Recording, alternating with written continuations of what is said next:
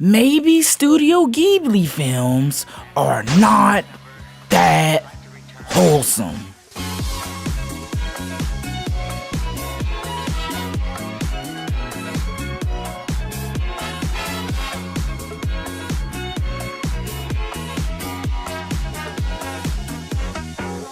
Good morning, pizza people. It's Tine Pizza back today with another video, and today I wanted to cover the hidden failure of Studio Ghibli.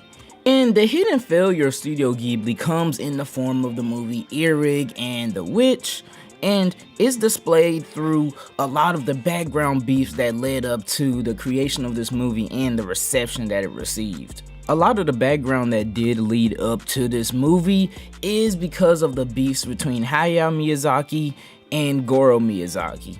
Hayao Miyazaki is the legendary creator of a lot of the notable Studio Ghibli films, and he was basically just making banger after banger and basically creating movies that would make Studio Ghibli the powerhouse that it is today.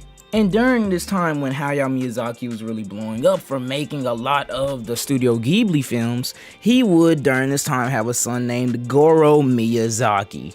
And you know, like when you have a son or a kid or anything for that matter, right? Obviously you're gonna wanna be like your father or your parent and kind of want to take after them and make them proud that you're able to represent like what they're very much so interested in. So naturally, Hayao Miyazaki's son Goro wanted to be a director of Studio Ghibli films just like his father.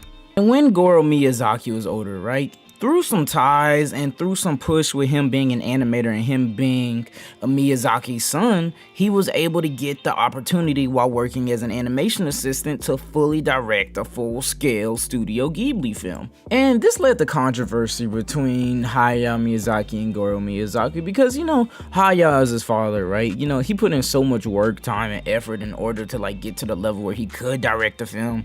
And seeing his son Goro Miyazaki being able to jump so far and like go so much further in the industry, it almost kind of annoyed Hayao Miyazaki because it's like, you're not ready, you haven't put in the time, work, effort, and hours, right? And when this beef was going on, it was almost like Goro, it really affected Goro's direction because the film eventually released, right? And this is Goro Miyazaki's first film, and so naturally everybody that knows Hayao Miyazaki making all these legendary Studio Ghibli films, they're gonna wonder and ask him what were his thoughts on the film and how did he feel about the direction that the film took. And Hayao Miyazaki would go on to say that he really didn't feel that the film was really that good. He didn't feel that it was like really his son's directing, and it just overall felt like his son hasn't fully come into himself enough in order to direct. So to put it simply, he really did hate his son's film, saying things like he's not a man yet. And I feel like with the hate and the lack of support from his father when he was making his first film, it led him to try and make a film in order to impress his father and prove that he could really do it. Furthermore, making the film way worse or not as high quality as it could have been if he wasn't trying to impress and make his father proud.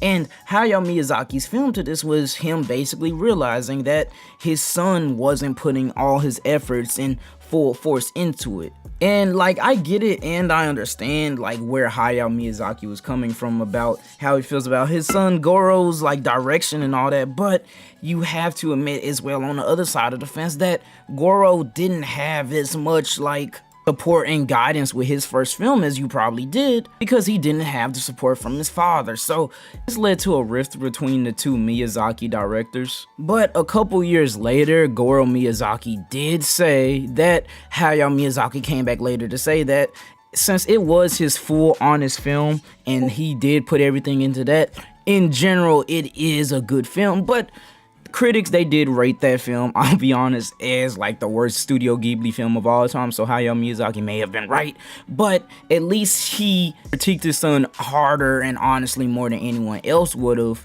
and told him later at least he still made that film, you know, and basically tell him good job, A for effort, you know what I mean? So at least there was at least some layer of support there. Because everyone else, they definitely were saying that that film wasn't like the worst, and like it even did win like rewards for being the worst Studio Ghibli film and being like the worst film of the year it came out, because it came out the same year as A Girl Who Leapt Through Time and kind of got bodied in the award casting ceremony. Years later, their rift was repaired because Goro Miyazaki came out to say that Hayao and him were able to come back together due to his grandson being born, and also with the fact that they were able to work together because Hayao Miyazaki co-wrote Up on Poppy Hill, which is another Studio Ghibli film that went on to perform massively well and be renowned for being one of the best Studio Ghibli films. So they were able to come together and make something great.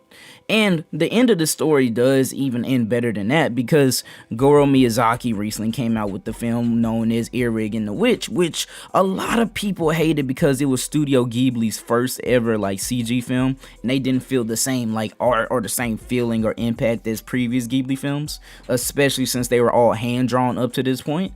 But this CG film, it really did have a lot of controversy, and surprisingly in 2020, this is a recent interview that Hayao Miyazaki came out and he said Irrigating the Witch was good, providing support out of the many haters there was for that film. So in a way, Goro was able to make the one film that could please his father, which is pretty dope, honestly, that despite like you have all these like loud voices of haters, that the one voice that you really wanted to please in the end, you were able to do that. Like, that's a success in my opinion. It doesn't matter if nobody else liked the CG Irrigating the Witch, you know?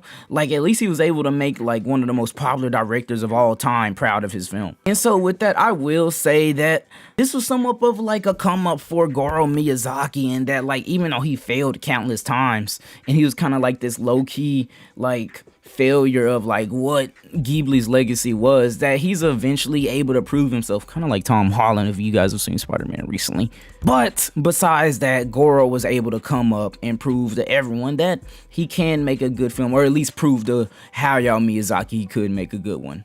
But let me know how you feel about the hidden failure of Studio Ghibli. Let me know if you like this video and you want more stories like this. And until next time, my name is Tine Pizza, and I will see you pizza people on the other side of the slice. Peace.